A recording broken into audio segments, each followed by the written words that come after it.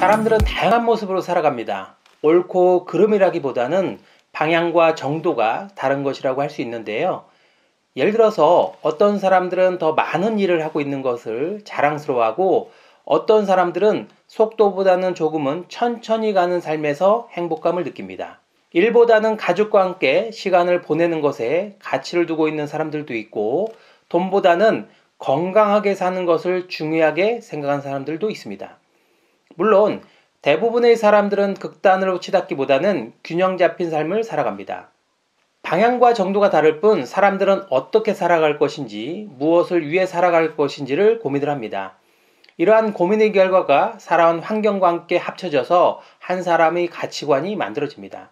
자기 나름의 주관에 해당되는 가치관이 만들어지면 가치관에 맞는 특정 행동을 더 자주 하게 되어 있습니다. 예를 들어서 창업을 통해서 성공하고자 하는 사람들은 자신의 아이디어를 실행하는 것에 많은 시간을 보냅니다.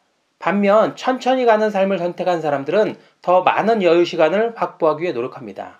성공을 꿈꾸는 사람들에게 게으름이 스트레스이고 여유로운 삶을 꿈꾸는 사람에게는 바쁜 일상이 스트레스인 것입니다. 이러한 개인의 가치관은 소비 과정에서도 나타납니다. 건강을 중요하게 생각하는 사람들은 좋은 식재료로 만든 음식과 절제하는 삶을 선호를 하는 반면에 가족을 소중하게 생각하는 사람들은 맥도날드에서 햄버거를 먹더라도 가족과 함께 시간을 보내는 것을 중요하게 생각합니다. 스스로가 중요하게 여기는 가치관이 만들어내는 삶의 패턴이 라이프 스타일입니다. 그리고 라이프 스타일은 삶의 목적과 맞닿아 있다고 할 수 있습니다. 누군가가 왜 저런 행동을 하지? 이러한 것을 알기 위해서는 그 사람의 라이프 스타일을 들여다볼 필요가 있습니다. 예를 한번 들어보겠습니다. 한 달 내내 아르바이트를 열심히 해서 이렇게 힘들게 번 돈으로 명품 가방을 산 20대 여성이 있다고 가정해 보겠습니다. 이 여성의 행동을 어떻게 평가하시겠습니까? 철이 없는 사람 또는 허영심이 가득한 된장녀로 우리는 너무도 쉽게 폄하를 하곤 합니다. 그런데 이 여성의 이야기를 좀 더 들어보면 어떻게 될까요? 이 여성은 자신에게 주어진 현실적인 문제 때문에 그동안은 명품 가방을 사지 못했을 뿐입니다. 어렸을 때부터 꼭 갖고 싶었던 가방이 있었고 나름대로 인생의 작은 목표이기도 했습니다. 대학교에 입학했을 때만 해도 좋은 직장을 다니면서 어릴 적 자신이 갖고 싶었던 명품 가방을 들고 다니는 상상을 하곤 했습니다. 그런데 취업은 바늘구멍처럼 작기만 했고 그렇게 대학을 졸업하고도 제대로 된 직장을 갖지 못한 것입니다. 그래서 열심히 아르바이트를 해서 어릴 적 자신이 꿈꾸었던 것을 하나씩 해보기로 마음을 먹었던 것입니다.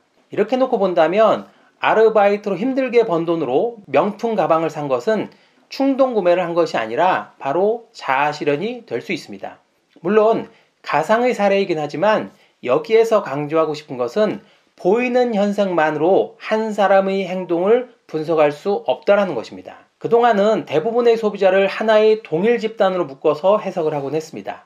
예를 들어서 20대 후반의 여성은 이럴 것이다. 이와 같이 일반화시킨 것인데요. 같은 20대 후반의 여성이라고 할지라도 살고 있는 지역이 다르고 직업이 다르고 선호하는 것이 다를 텐데 모두 다 동일 집단으로 해석을 한 것입니다. 물론 인스타그램 등을 통해서 타인의 삶을 들여다볼 수 있게 되면서 온라인으로 손쉽게 구매할 수 있게 되면서 소비가 동질화되고 있는 것은 사실입니다. 그러나 20대 후반 여성을 하나의 집단으로 묶어서 해석하는 일반화의 오류를 경계할 필요가 있습니다. 현대인의 삶에서 많이 관찰되는 것 중에 하나가 바로 럭셔리 소비입니다. 럭셔리 소비 중에서 대중화된 명품을 소비하는 이러한 매스티지의 시장 성장세가 매우 뚜렷하게 나타나고 있습니다. 매스티지는 대중과 명품이라는 단어를 조합한 것으로 명품과 대중은 상반된 개념인데 이를 하나의 단어로 조합시킨 개념입니다. 매스티지 브랜드로 스타벅스를 들 수가 있습니다. 스타벅스에서 판매하는 음료의 가격은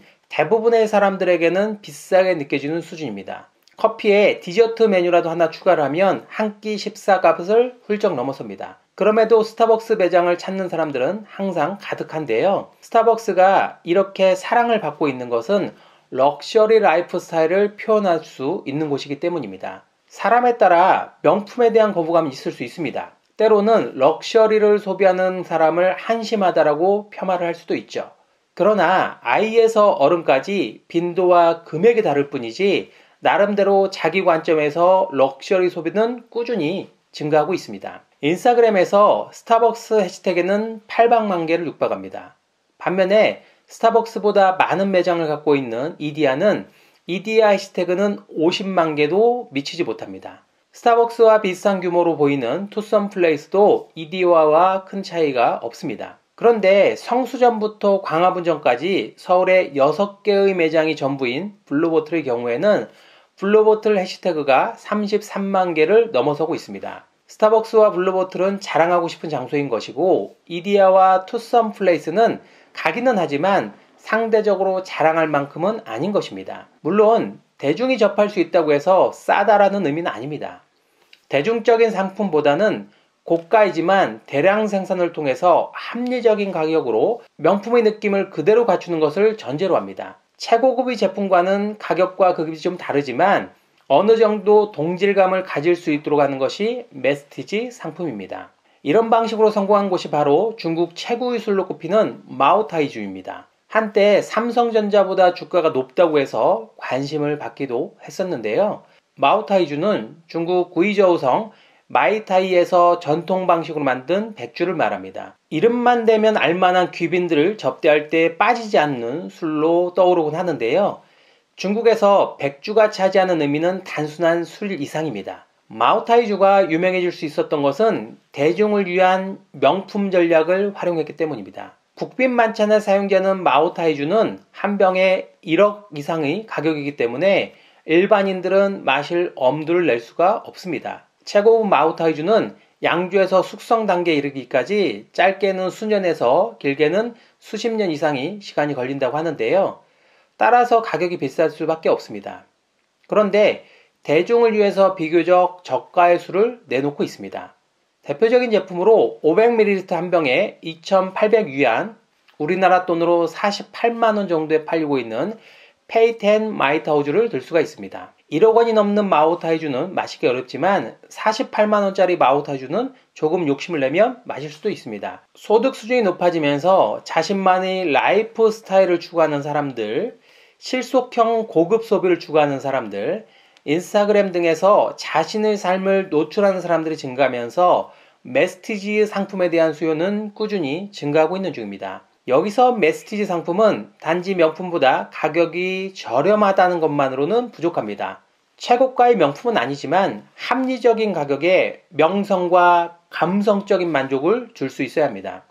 실제 프라다는 미우미우 세컨 브랜드를 성공시켰고 조르지오 아르마니는 익스체인지를 오래전부터 론칭을 해서 가격에 부담을 느꼈던 젊은 층들에게 폭발적인 인기를 얻고 있습니다. 마크 제이콥스는 마크 바이 제이콥스라는 메스티지 브랜드로 실용성을 강조한 명품 브랜드를 소장을 하고 싶지만 금전적인 부담이 큰 젊은 층을 공략을 해서 성공한 케이스라고 할 수 있습니다. 우리나라에서 정서상으로 돈을 이야기하고 명품 소비를 이야기하면 거부감이 있습니다. 우리는 겸손해야 한다고 배워왔고 대놓고 자랑하는 것은 유교적 문화에도 맞지 않기 때문입니다. 그런데 자세히 들여다보면 언론에서 다루는 부동산과 주식, 경영정제 서적들, 심지어 성공을 위한 독서 습관도 모두 다 럭셔리 라이프 스타일이라고 볼 수 있습니다. 경제적으로 성공하는 방법을 가르치는 콘텐츠들은 다양한 사람들에게 다양한 매체를 통해서 다양한 방식으로 전달이 되고 있습니다.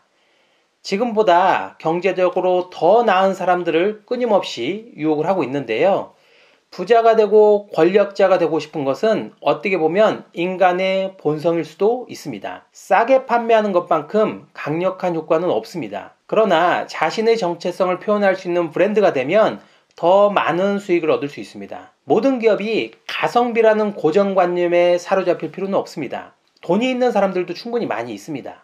우리 제품과 서비스, 브랜드가 누구의 마음을 흔들어 놓을 수 있어야 하는 것입니다. 사람들에게 선물하고 싶은 브랜드가 되어야 하고 혼자만의 시간을 보낼 수 있거나 혹은 친구들과 함께 가보고 싶은 장소가 되어야 하는 것입니다. 사람들의 마음속에 차별화된 브랜드로 자리를 잡게 되면 대중을 위한 명품 브랜드가 되면 지속적으로 사랑받을 수 있는 브랜드가 될 수 있습니다. 나를 표현하지만 남들과는 다른 고급스럽지만 너무 비싼 것을 구매하고 싶어 하지 않은 사람들의 심리를 공략해야 하는 시점이 지금이라고 할 수 있습니다.